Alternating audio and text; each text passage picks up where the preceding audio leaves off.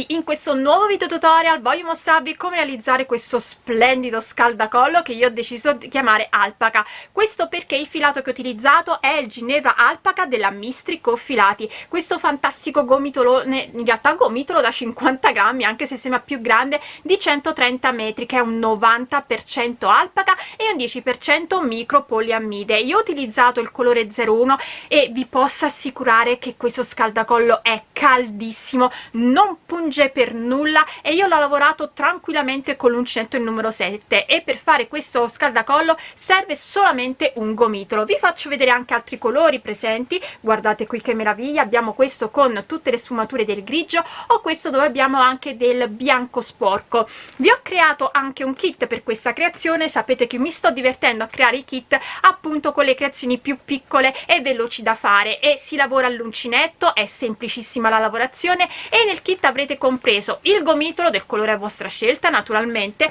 il bottoncino da andare ad applicare qui per rendere un po' più sfizioso il tutto, e poi una bustina natalizia, eccola qui, dove inserire, se dovete fare il vostro scaldacollo un regalo, dove inserirlo dentro e quindi poter fare questo come regalo natalizio. Il kit lo trovate, vi metto sempre il link in descrizione, disponibile sul mio sito Filati Elsa al prezzo di 14,50 € al kit.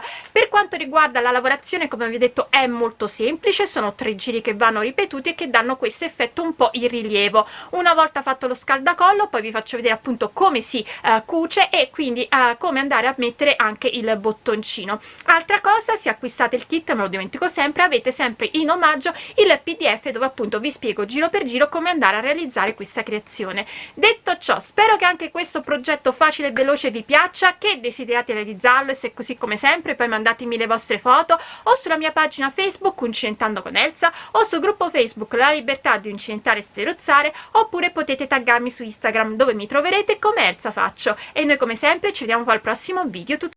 Per realizzare il nostro scaldacollo io ho deciso di utilizzare il nuovissimo filato della Mistrico Filati linea Ginevra Alpaca, questo fantastico gomitolo morbidissimo e caldissimo 90% alpaca. Il colore che ho scelto io è lo 01, però qui vi farò vedere un piccolo campione con un altro filato perché quando ho iniziato a fare questa creazione non ero a casa, quindi non potevo registrare. Comunque i giri che andremo a fare sono 3, non c'è un multiplo, però io vi dico che ho montato 55 catenelle lavorando con l'uncinetto del numero 7. Mi raccomando, se avete una mano stretta andate anche a lavorare con l'uncinetto del numero 8 in modo che la lavorazione vi venga bella morbida. A questo punto quindi vi faccio vedere come andare a fare i nostri 2 giri, che in realtà i nostri 3 giri, che in realtà sono semplicissimi.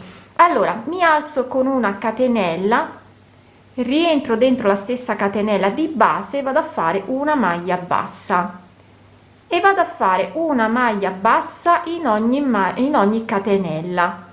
Quindi il primo giro semplicissimo, maglia bassa in ogni catenella. No, come vi dicevo non c'è multiplo per fare questa lavorazione, quindi potete aumentare o diminuire quanto volete. Tenete solo presente che io userò solamente un gomitolo, quindi se la volete fare più larga dovete andare a prendere 2 gomitoli invece che uno.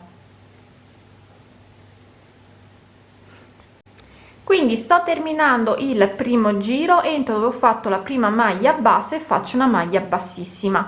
Secondo giro ci alziamo sempre con una catenella, entriamo nel filo dietro della maglia bassa e andiamo a fare una maglia bassa, e facciamo questo per tutto il giro. Entriamo solo nel filo dietro della maglia bassa e andiamo a fare una maglia bassa, filo dietro, maglia bassa successiva e di nuovo maglia bassa. Vedete, sto entrando solamente nel filo dietro delle maglie basse e continuo così quindi per tutto il giro, andando sempre a fare una maglia bassa in rilievo sul dietro, prendendo appunto solamente il filo dietro della maglia bassa.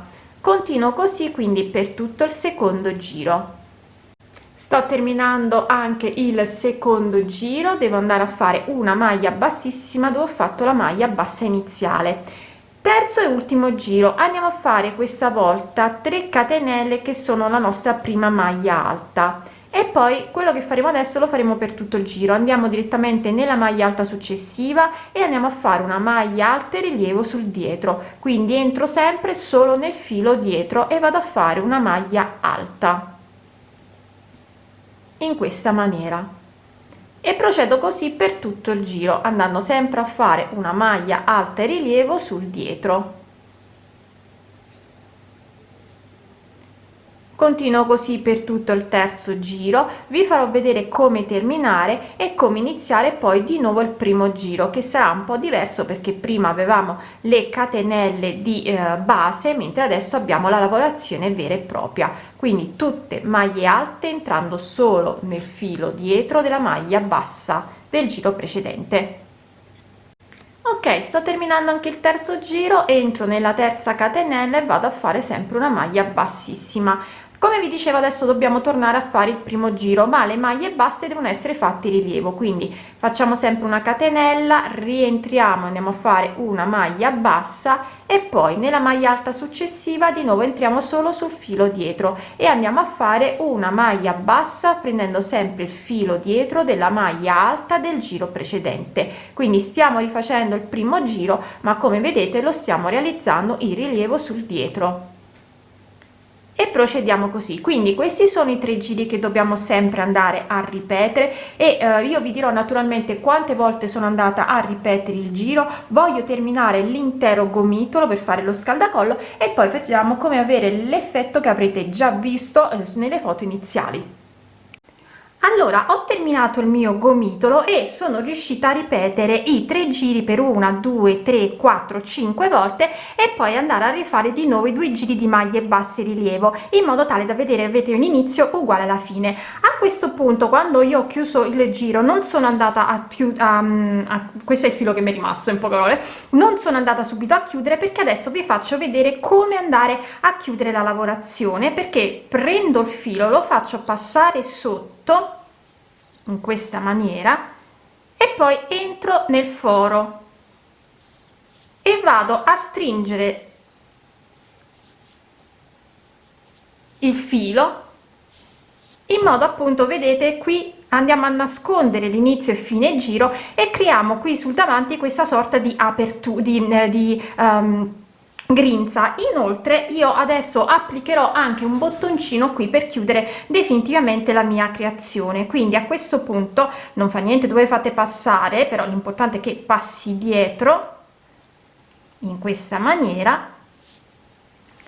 Andiamo quindi a fermare il nostro bottoncino in modo da, appunto, creare questo scaldacollo sul davanti che sul davanti, ecco qua. Non lo vado a fare complicato, ho fatto solo passare 2 giri proprio perché comunque abbiamo già chiuso qui. Quindi a questo punto non mi resta che fissare il filo dietro e chiudere definitivamente la lavorazione. Faccio passare 2 volte, poi lo andrò a tagliare e a nascondere tutto, anche quest'altro filo con cui avevamo iniziato la creazione, quindi anche questa creazione è terminata.